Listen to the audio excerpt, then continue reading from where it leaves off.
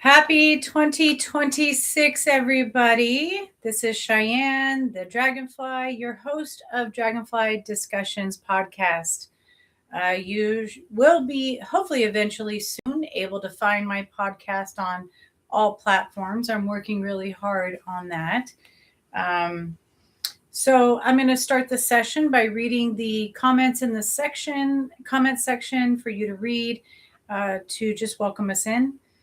Welcome to my podcast, Dragonfly Discussions. You are welcome to enter your name and location you are from. I am thrilled you are listening, and I hope you enjoy this session together. Safe space reminder, please use your own safe space parameters amongst the chapters I read, which may arouse emotions or memories of your own. You are welcome to excuse yourself or stay. So it's kind of your choice, freestyle on you. I don't try to control any of that.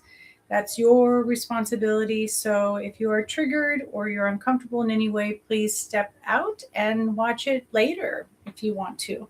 That's the wonderful thing about YouTube and these platforms for podcasting is that they are recorded and you can come back when you are ready.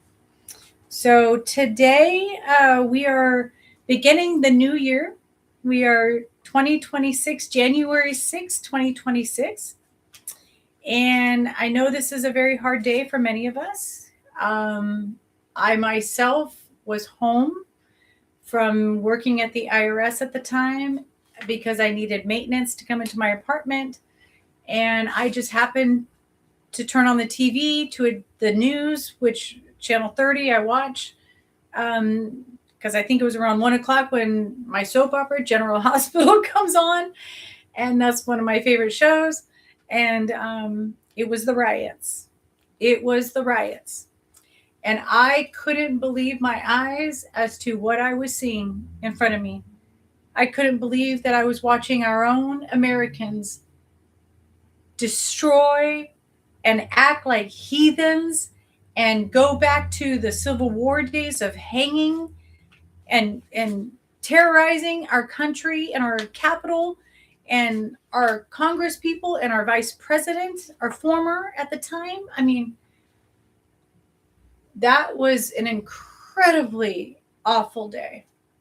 An incredibly awful day as a U.S. American. I was ashamed of what was happening at our Capitol. And all Trump could do was just encourage them and incite them to do more. Because he is power hungry. And here we are 5 years later in the same predicament. Now he's trying to control other countries. He's kidnapping other countries' leaders, whether they are good or bad. When are you going to be kidnapped, Trump? Us Americans, probably half of us, actually your polls are like 80%. Bad, and we probably wouldn't be sad if you were kidnapped. Take him. So I'm sorry to distract this session today, but today is a really, really, really sad day. A lot of our Capitol policemen were hurt. People were killed. People are permanently disabled because of our current president. Over power.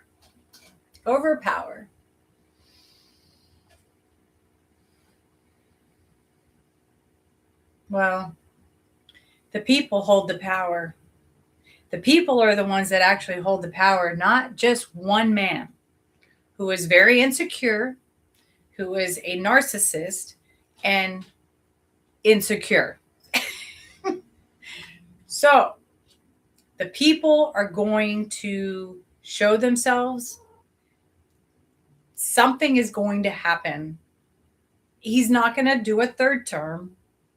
So we just need to hang in there, elect the important people to line up our Congress and our House of Representatives and the Senate to where we can get him completely eradicated and annihilated out of this country or off the face of the earth. I don't even know. I don't even care. But lock him up he needs to go away. So please hold strong, save your money, prepare, and let's just ride this out as Americans like we are. We're strong and we're going to get through this. And I'm scared, but I'm trying not to fall into that fear. He's now attacking California again because Governor Newsom is a badass and stands up against him, which Trump hates. So I am trying to stay on the positive side of things and focus on things that are important to me, sharing the good energy that needs to be spread in this world.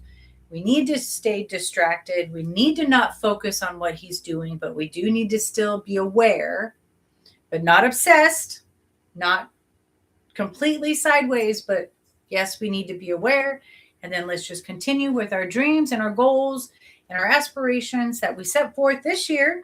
I'm sure many people set forth some goals and affirmations that they wanted to set. I had shared that at our last session, the end of the year of 2025, with reflections and all kinds of things. And one of those is setting good intentions and goals that you want to meet in this new year.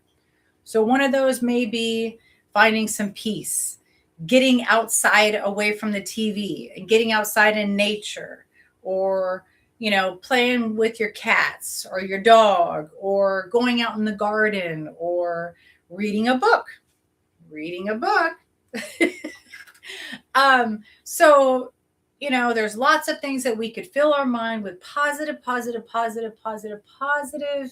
alternatives, rather than that negative, which we all know how that tape is going to roll because we've seen him before and this is his MO. So why even give the child the attention that he so desperately and insecurely wants?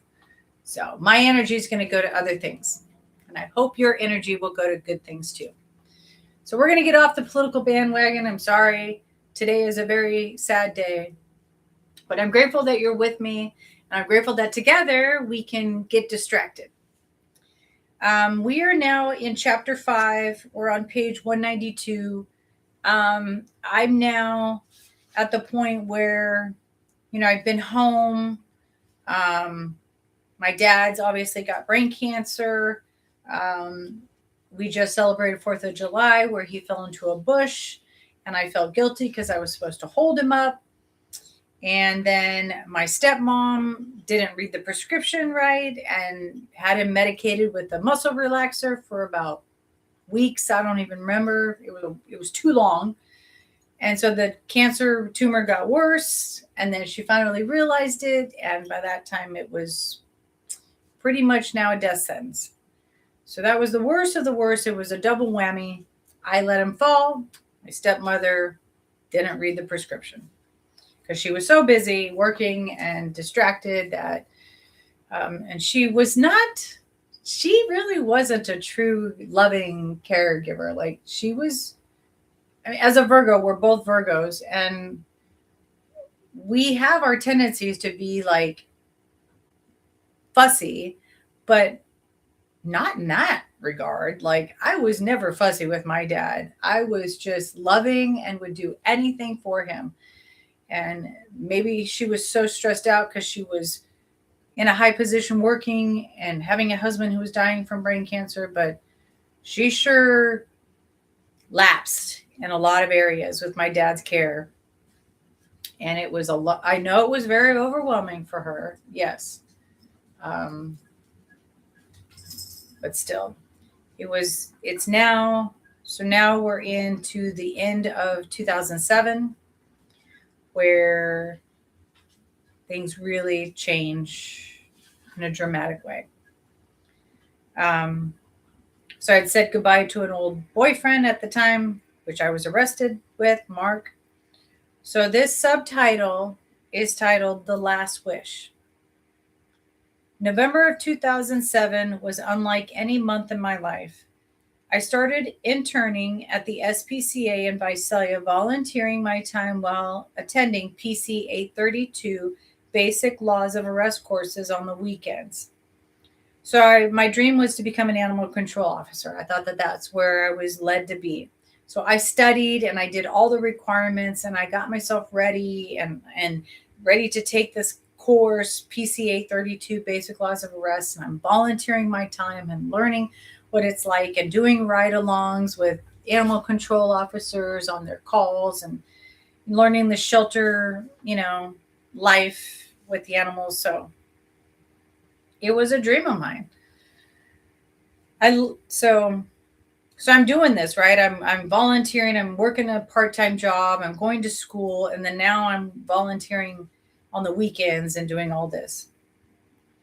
Um, I loved it as I was working towards a dream of mine, which was to work with animals. I got the opportunity to learn about the laws of arrest and how to arrest someone with handcuffs and detain them.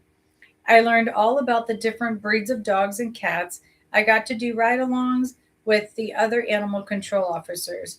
Yeah, that was cool. The PC 832 is straight up like a police academy type training. Like they take you through all the like the written work and all the laws, and you have to memorize all that stuff to pass the test. But they also take you out in the the outside like a basketball court, and you're on like pavement, and they teach you how to like handcuff someone, how to detain them, how to roll them down on the ground and like step on top of them and get control of them, how to sweep your leg around and knock them down and get control of them. Like I learned like a few moves. It was really cool, and it was self-defense in ways, but it's the tactics that the police use. It's just basic tactics, but it's what they use. And so I got to learn that. It was really cool. Here I am, a former drug addict of 21 years sober, by the way. 2026 celebrates 21 years sober of heroin and cocaine. Thank you very much. In fact, hang on. I got this beautiful Phoenix Rising sobriety coin. And if anybody wants to get one, whether you're a year, a day, whatever, you are the Phoenix Rising. And so I encourage anybody to get a coin. It has the Serenity Prayer on the back. And so you can get it on Amazon. Just look up Phoenix Sobriety Coin or Phoenix, yeah, and it'll show up. But isn't that gorgeous? So I figured 21 years, I deserve a coin. I've never really had a coin. I've attended plenty of AA, meetings, but I never really made it that far to get a coin. So now I feel like I deserve a coin. So that was pretty cool. So anyway, got distracted. Oh, so yeah, here I was turning my life around, now studying the law, about to get a badge because my record had gotten cleared. I had gone before the judge. I had gotten my life back together, and the judge granted me all kinds of, ability to do these kinds of things. Actually, not yet, but still, I knew I had the opportunity. I believed in my dream. So the shelter saw my love and passion for animals and the profession. They offered me a position upon completion of the PCA 32 training in 2008. So if I had finished the A32 and continued on, they might have a position for me waiting, right? Which is like the dream. I was taken back by the offer and quickly hugged the director of the shelter. I told her how thankful I was to be offered such an opportunity. She didn't know what to do with such a response and smiled at me, then welcomed me to the team someday.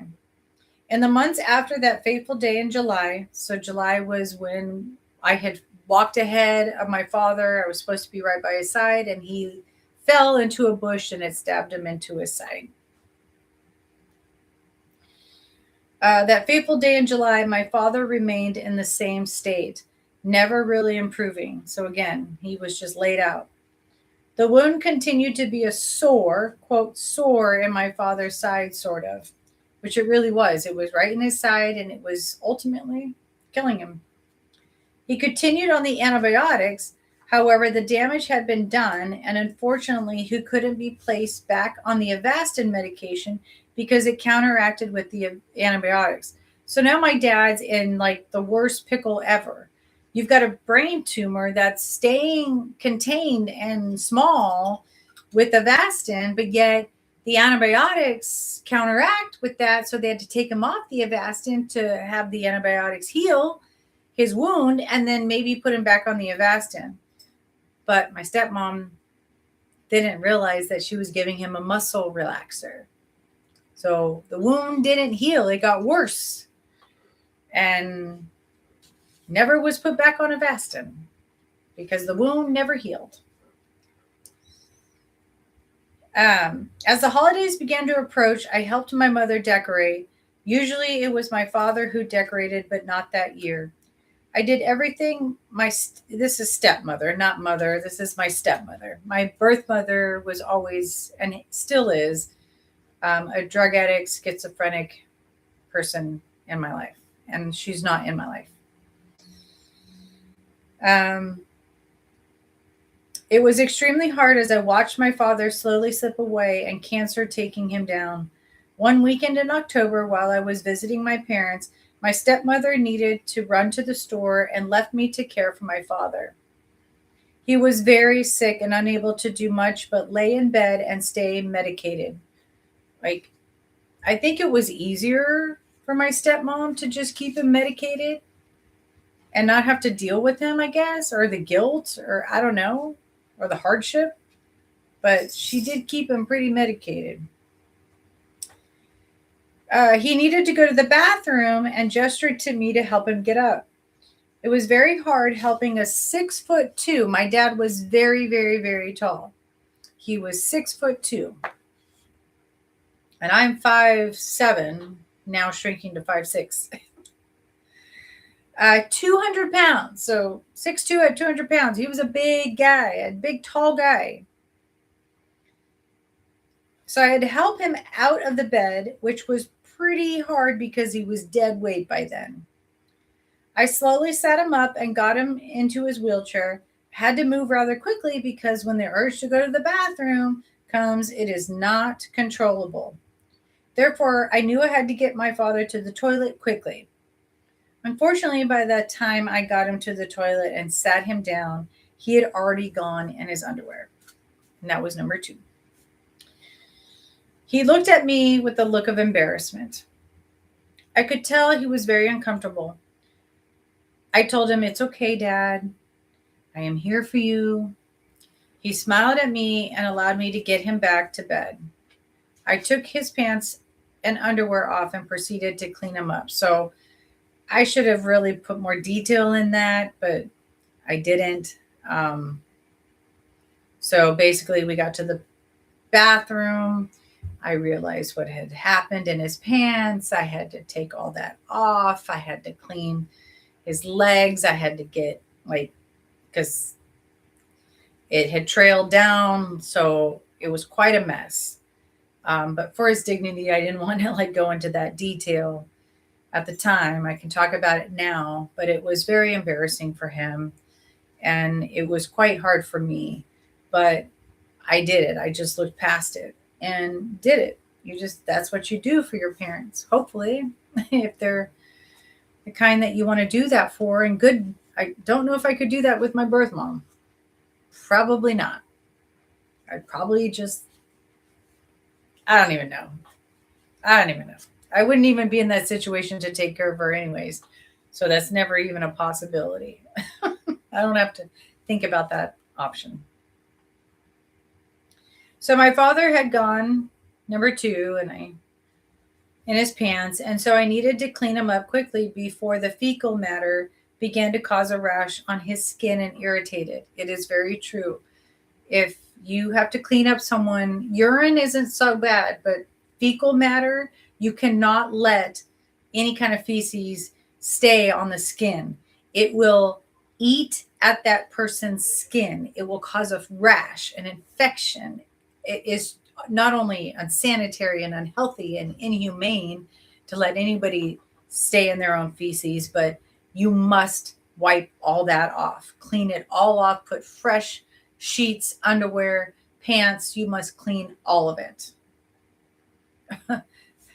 You cannot have that on the skin.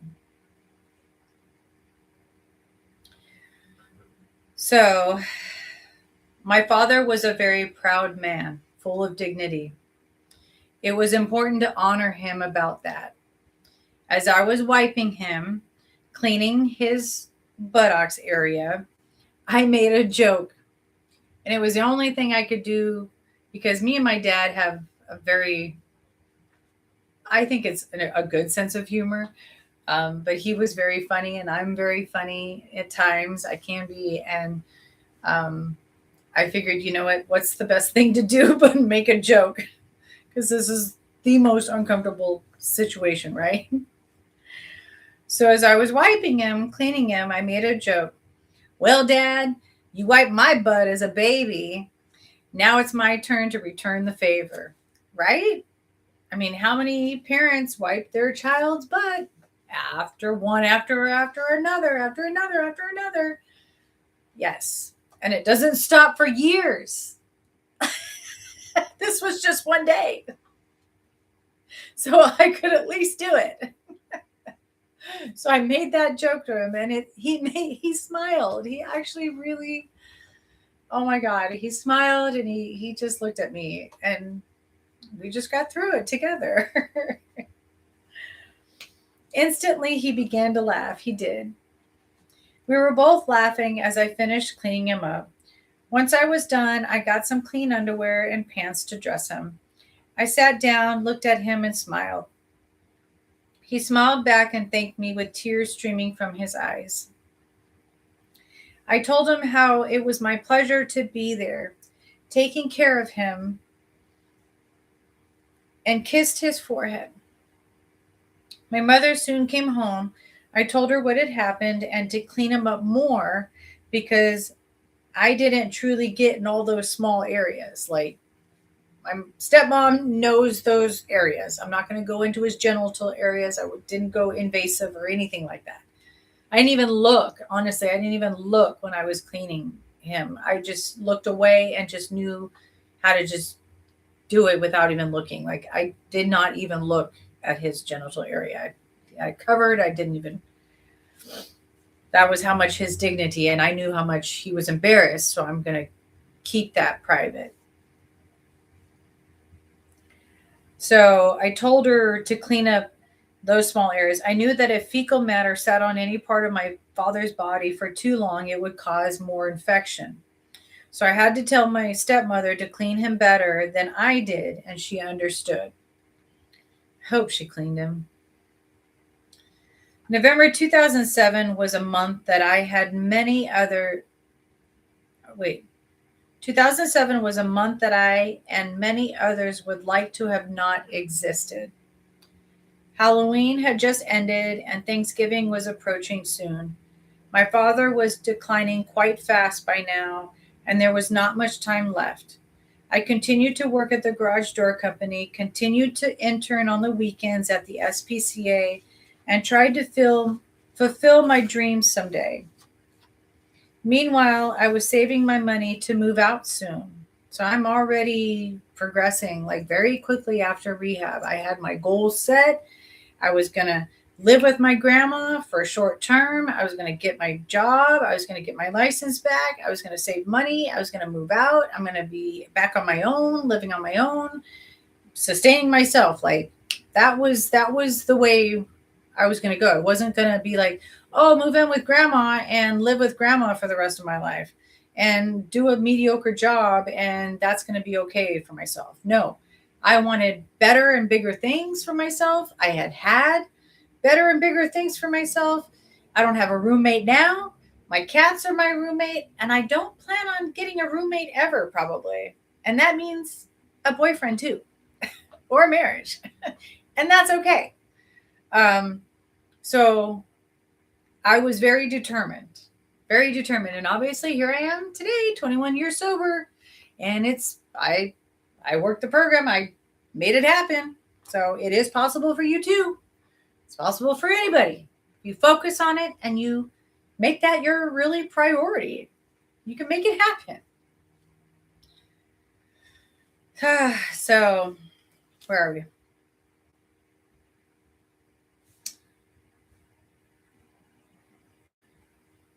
Meanwhile, yeah, I was saving my money. I saved up enough money. So eventually, I had saved up enough money to move out and felt that I was ready. I began looking at apartments while still living with my grandmother. My grandmother was supportive of me moving out by then, as it had been almost a year of me living with her. So in 1 year, I felt I was ready. It was towards the latter part of November. We had our usual Thanksgiving dinner in the dining room with all the usual food fixings. I noticed, however, an eerie and deep sadness overwhelmed me. As we all sat together, the most important person was not sitting with us, but instead he was lying in the next room. That really, really bothered me, and it still bothers me. We should have had Thanksgiving dinner all around his body. Like, we should have made it a way to, or bring the bed into that room to have him with us. Like, that was, I can't even imagine what he was hearing and feeling as he was in the other room, just in hearing distance, as we all were in the other dining room, just carrying on. It was the most disgusting feeling. I had a hard time eating.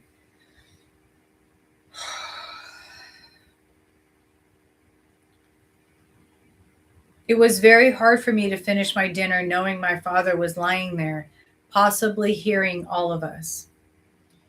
Tears rolled down my cheeks as I realized that there would never be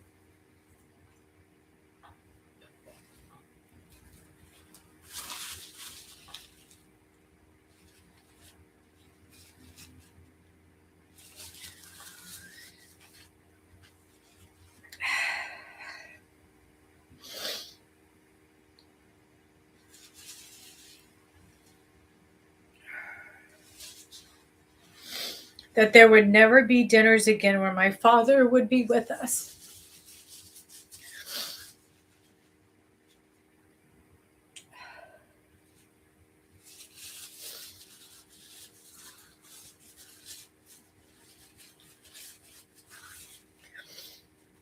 I left on a Friday.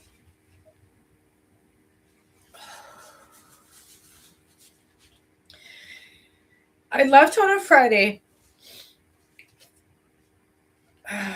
for the usual weekend visits. So I'm going to Fresno. I live in Visalia. I'm going to Fresno every weekend, like clockwork. Um, so, like clockwork, I'm heading down there on Friday, and I had a deep urge to have a final conversation with my father. It was overwhelming, the urge that overtook me, but it felt like it was a message from God telling me to say my final words to my father because the end was coming and he was going to leave us soon. So, in the chapter before, or not chapter before, but in the pages before, if you look at the session date before New Year's, I talk about how the Spirit of God woke me up in the middle of the night, and it confirmed to me that my dad was not going to be here for much longer and to say my goodbyes.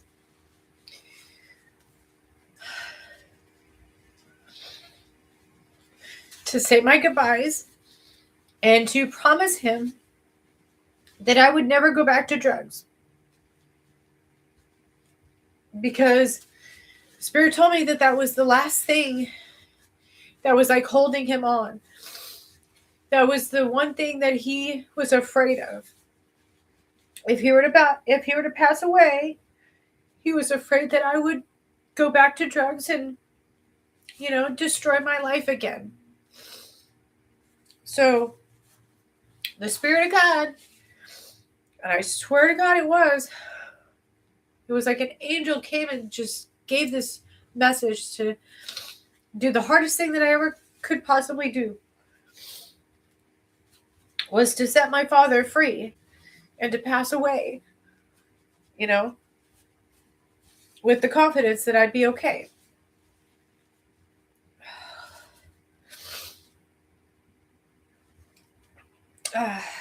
Anyways. Okay, so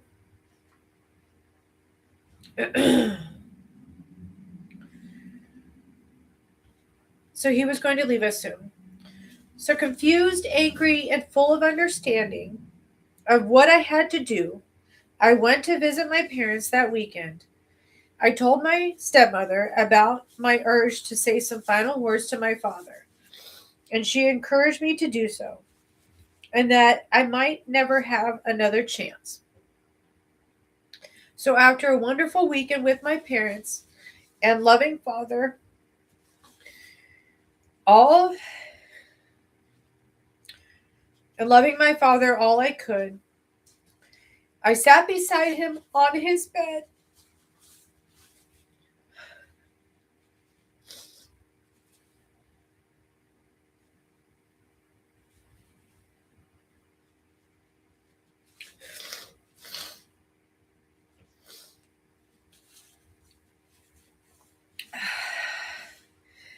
I sat beside him on his bed. By then, my stepmother had moved my father into the living room with a bed that faced the windows and TV, with hospice helping at times.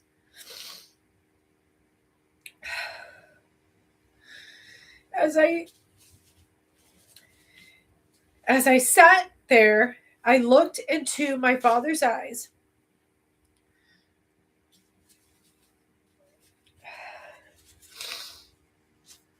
I sunk into it. I sunk into his chest and laid my head on top of his body near his head. So I'm just, laying there.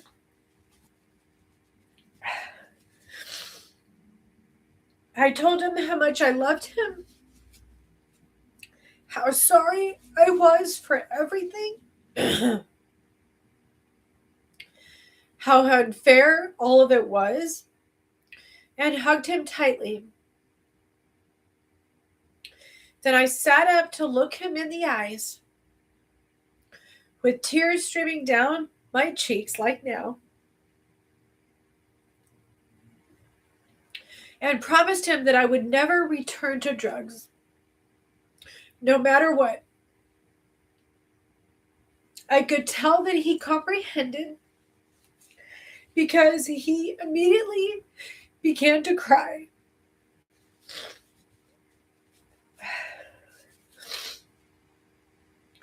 Showing that he understood what I was promising to him. It was really quite miraculous. Like, my dad knew. And I knew that he understood, and it was like this magical moment.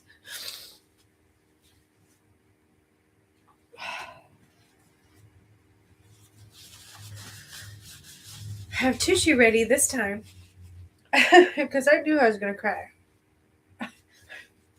And it's okay if you're crying too. Crying is good. Crying releases a lot of pent up feelings. It's a good release. Tears are not a bad thing. It is not a bad thing to cry. So don't be ashamed of crying.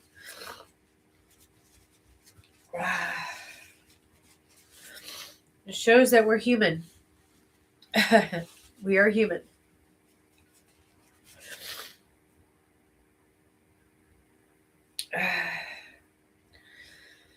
I knew my father's dying wish was for me to make it and not return to drugs, even after he passed away. I knew he feared to die only. Yeah, I knew he feared to die only because his death could lead me back to drugs, which, in recovery, a death like this would 99.9% give a recovering person the excuse to relapse. And it's very traumatic to go through sober. And I mean, by this time I had been dabbling a little bit with alcohol, with wine, and I had been smoking marijuana as well, but I wasn't doing heroin or cocaine, which had the strongest grip on me. I was always a functioning, and I know that's a controversial term, functioning, but um, I still was able, and I still am able to be successful with alcohol. I have to be careful. I have to be really careful, and I've slidden backwards a little bit, but I've never lost sight of my priorities. Alcohol is not my priority. I'll go without alcohol than I will without my car, my job, my house or apartment, my cats, vacations. So anyways, all right. I knew he feared to die only because his death could lead me back to drugs, which again, I now have 21 years sober from heroin and cocaine. I looked him in the eyes and promised him that I would keep living and never return to that life. The tears in his eyes streamed like never before, and I leaned into his chest again, holding him with my arms tightly around him. I wanted to assure my father that he could go peacefully, knowing that his little girl would be okay.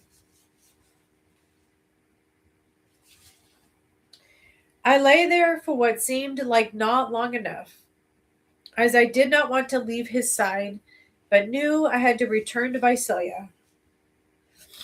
I slowly got up from my father's side, placed my hands around his face, and looked him in the eyes, telling him how much I loved him. Then I kissed him as his hand left mine, and I walked away into the other room to say goodbye to my stepmother. That was the hardest conversation I could ever have had. But I'm so grateful that I did have it. I'm so grateful that I listened to the Spirit, because without that kind of closure, without that kind of confirmation or ability to give that to my dad, like that was all he needed. That's all he needed, was to know that I was never going to go back to drugs. That's all he needed. And I knew that because the Spirit told me. So, like, I had to honor the Spirit and do it. But I'm so grateful. As hard as it was, I'm so grateful we had that moment. And it's that promise that has kept me sober till now. And it will keep me sober forever. Because that's my promise. I don't break promises. If you know me, you know my word is gold. And I will do what I tell you I'm going to do. And unless you're an asshole and you don't deserve it. But that was a really huge moment. I had to return to Visalia. I slowly got up. Okay, blah, blah, blah. Then I kissed him. Okay. Okay, I fell into... Okay, so I walked into the kitchen. So after that, my dad's in the main room, and I walked into the kitchen to say goodbye to my stepmom and head on back to Visalia. I fell into my stepmom's arms and cried, knowing that my father was soon going to no longer be with us. She held me and allowed me to cry, but she told me how proud she was of me and that my father was very proud of me. She was happy I had gotten that moment with my father to say my final goodbye and promises to him, and so was I. God allowed me to have a final moment to say goodbye to my father and let him pass on in peace, knowing that his little girl would be fine, that his little girl was going to make it and not turn into Debbie. Debbie is the name of my birth mom, who is still out there probably using crack. I don't even know. Maybe she's locked up. That'd probably be the best for her. That his little girl was the strong person he raised her to be, who isn't so little anymore. She had become a strong and wise butterfly. Dragonfly. Dragonfly hadn't come into the existence yet. I was still focused on the butterfly because that was kind of the premonition that was spoken over to me when I was in jail. The kind of more recent, or that was like the first prophecies, was visions and things that I was getting when I was in my last jail incarceration. Was I was getting visions of that I was going to be a beautiful butterfly in this reborn creature, right? So the dragonfly hadn't come around yet. I was still really focused on butterflies, but still the same. It's metamorphosis in a way. Butterflies represent metamorphosis, and dragonflies have a metamorphosis where they go from a nymph, a little tadpole nymph, not tadpole, that's a frog, but a little nymph, and they turn into this magnificent dragonfly. Like, hello, that's really cool. So, both are really cool. All right, where was I? Okay. As I drove home with tears in my eyes, I cried out to God. So I'm driving back to Visalia. I cried out to God, and by this time I had my license. Now I had my own car, so I'm able to do kind of what I what I what an individual person would do. I'm on my own. I'm not with my grandma anymore. I mean, I'm with her, but I'm not with her. Like she's not driving me. As I drove home with tears in my eyes, I cried out to God. I cried out to him in fear, anger, confusion, gratefulness, hope, and love. God comforted me, and soon I was home in my bed to face another day. It was around 5:30 a.m. on November 29th, 2007, when I was awakened by something greater than me. I woke up and sat straight up in my bed, like, I'm not kidding. I was pulled out of my dreams or my sleep, and I just had this gasping air, like something just happened. Instantly, I felt something leave my soul, and I immediately knew it was my father. Like, it was just ripping out of me. Like, it was like this, like he was not here anymore. It was crazy. It was crazy. I felt it instantly. My father had just passed, and I felt it. A deep sorrow overtook me, and I wept as I had never wept in my life. It was like someone reached down deep inside of me and ripped out my heart. I knew what was happening, but I didn't want to face it or accept it. So I laid back down and cried myself to sleep. That same morning, I woke up. I slowly made my way to the shower when the phone rang. And I knew what that meant.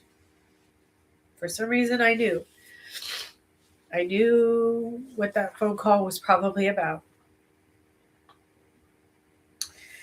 I knew what the phone call was about, and my grandmother quickly came to the shower curtain and told me the news that my father had passed away early in the morning.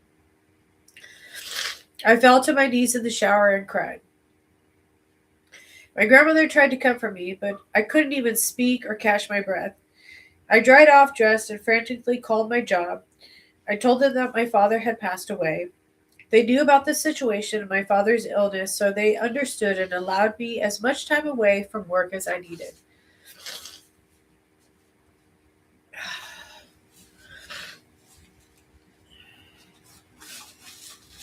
Third tissue. I don't know about you guys. I'm sorry. Thank you for sticking with me. Rhonda, if you're there and somebody else is out there, thank you. And welcome. I thank them. How far do we have to go?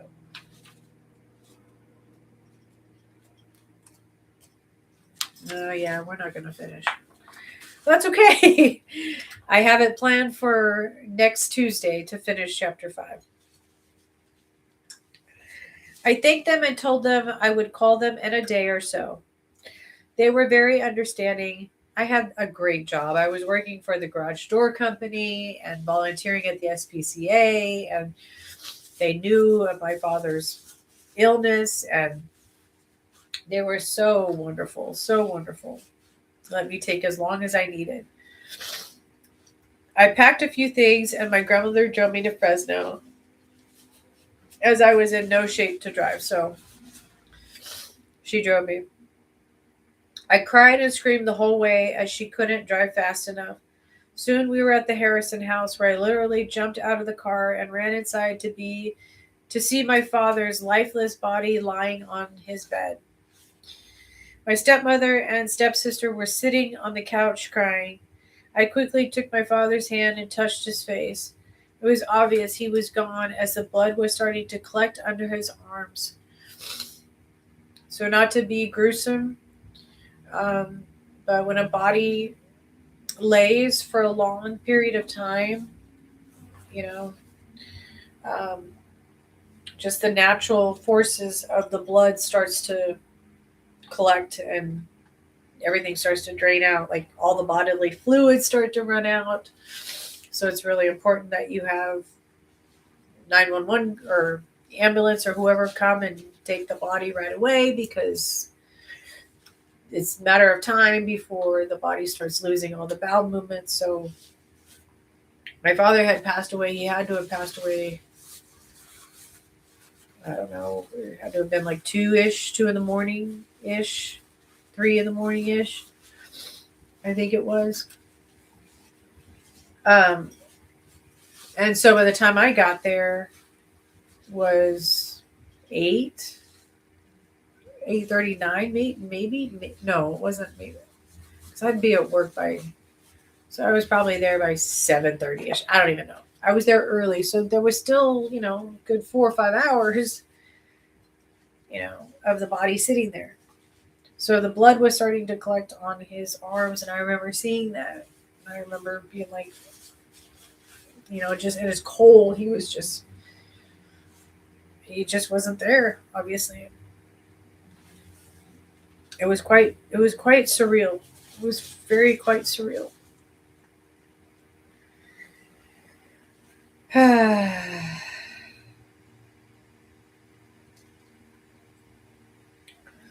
His eyes were still open, but he was cold,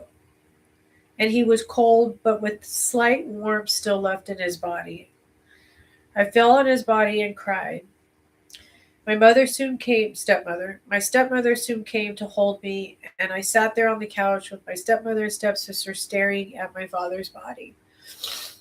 So my father was in his bed, and there was a little sofa, and we just all sat there just in complete shock. Like, we were just in complete shock. Like, I don't know.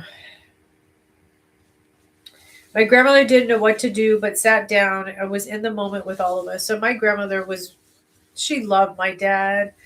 My birth mom is her daughter. So that's my birth mom's grandma that I'm talking about.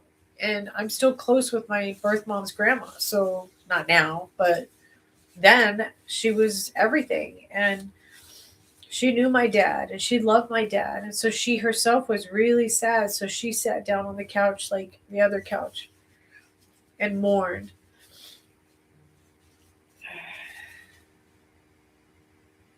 It seemed to take forever for my stepbrother to arrive, but he finally came. Yeah, Jason's never on time, was never on time, wasn't on time that day. And I don't even know what his deal was, but we all were freaking dealing with it. So come on, Jason. And it bugged us because we couldn't let my dad go to with the people who arranged to pick up the body, like hospice arranges to pick up the body. My dad was literally sitting there waiting for Jason to come. And Jason just stalled and stalled and stalled. We're like, when is he going to freaking get here, dude? Dad needs to go. Like, this is wrong. Like, it was so not cool. It was so not cool. It was really not cool. Jason was very selfish that day.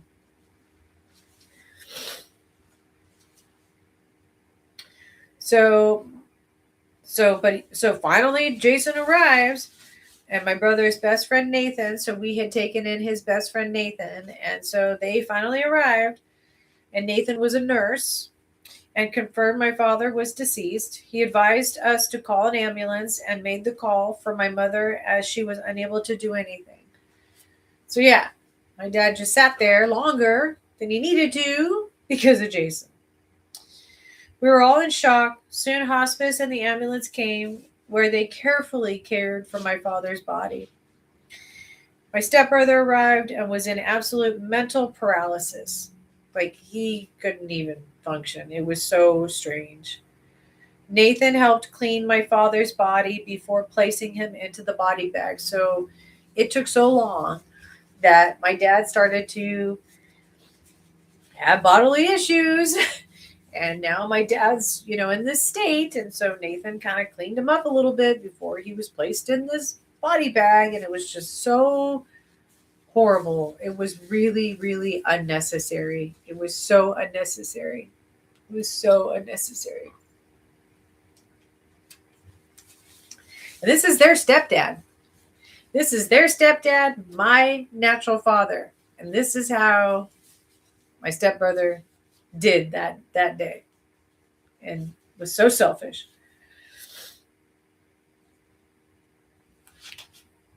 So my father was placed on a gurney and taken into the ambulance to the morgue. My stepsister and I sat on the front porch step, watching our father be taken away.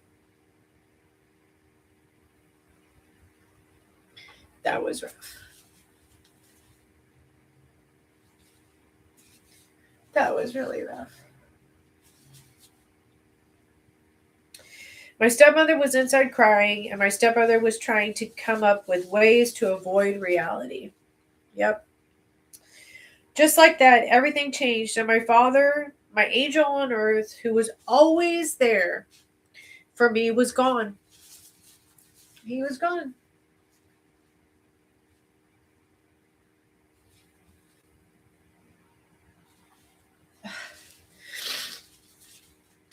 Half of me was ripped out of me at that hour. He passed into heaven, and I felt an emptiness like I'd never felt before. Hundreds of people flooded to the church on the day of my father's funeral, so much so that it was almost overwhelming. Yeah, the church was packed.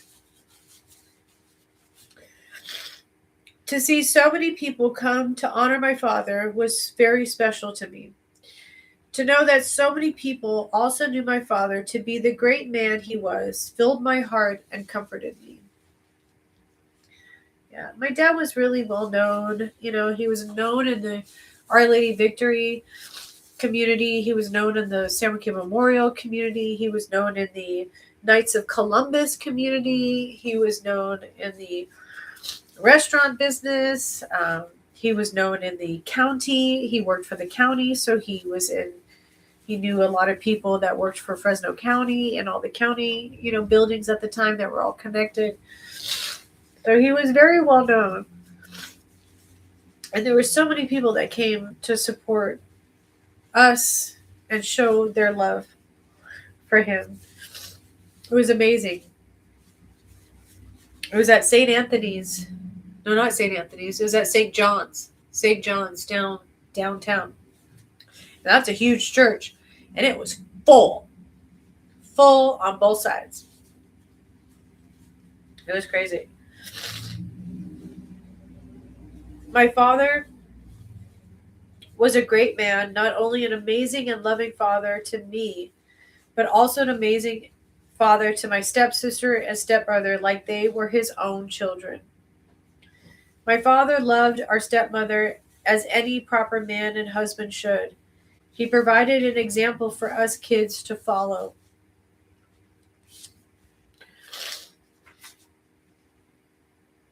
Okay, I'll finish this to page 201. I know it's just a little bit to 8. My father was the life of the party and very friendly. He was warm, kind, generous, and funny. He was an honest man who had the strength and talent to fix anything. I would call him MacGyver. He could fix anything. And I would watch him fix everything too, and that's why I know how to fix pretty much anything. I don't need a man. I'd like my dad back, of course, but I can do it on my own because of my dad. He was involved with the schools we attended, became well known through his restaurant, and then worked for the county of Fresno.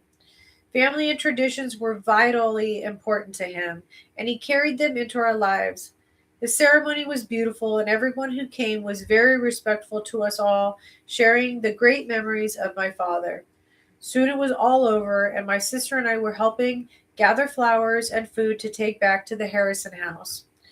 That was the house that I grew up in. My stepmother went home to rest as she was exhausted. My stepsister and I stuck around longer to see people leave and help clean up. After a couple of hours, my stepsister and I returned home to check on my stepmother and gather ourselves from the day. My stepmother was in her room and wanted no one to bother her. We both respected her wishes and left her alone. Then friends and family started coming over with more food and flowers. Oh my God, there was so much food. There was so much endless food. Like more visiting, and everyone continued into the night. Like so many people came over and visited, and eventually everyone left, and it was just me, my stepsister Milani, and Miley, and a few other friends of ours, and my stepbrother and some of his friends. So Miley and Milani were my stepsister and I's best friends at the time, growing up through grade school into high school, and after high school into college, and like we've just always been the longest friends with each other. We were all celebrating in my father's honor over food and drinks. By then I had opened myself to alcohol and had already been drinking wine a little, so everyone was okay with me drinking. They trusted me enough to know that I was done with drugs.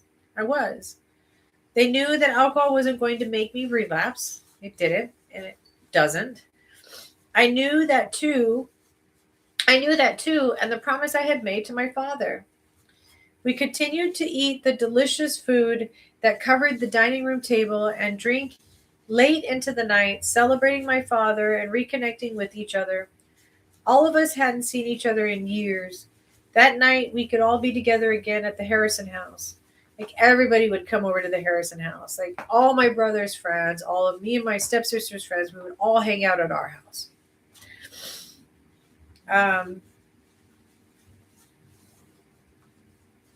All of us hadn't seen each other. Let's see. It was so surreal that I had to go to the bathroom to collect my thoughts and emotions after a while. Feelings of separation overcame me as I no longer felt like I had a tie to any of my step-siblings or stepmother. My father was my only connection to them, and after his passing, why would they stay connected with me? So I started to have really big conflict and concerns right away that, oh my God, I'm just barely a year and a half, 2 years or so sober.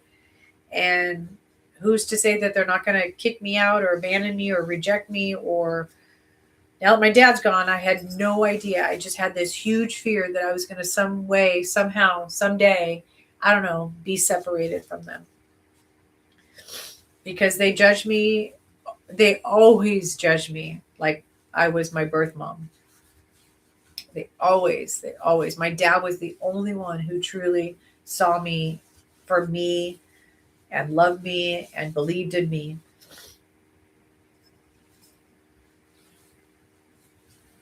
I began to question everything and everyone's love for me. After all, these people turned their backs on me when my father never did. What was going to be my future? Would I be removed from the family and any inheritance? It was overwhelming, and I was very fearful of what was going to happen to my family and me. Would everyone forget my father and me? Thoughts raced through my mind as I sat on the bathroom floor crying, trying to figure it all out. I missed my father terribly and deeply. I never felt so truly alone in my life than I did that night. And that's very true. And you lose the one person who was always your staple, your encourager, your protector, your supporter. My dad was everything to me, everything.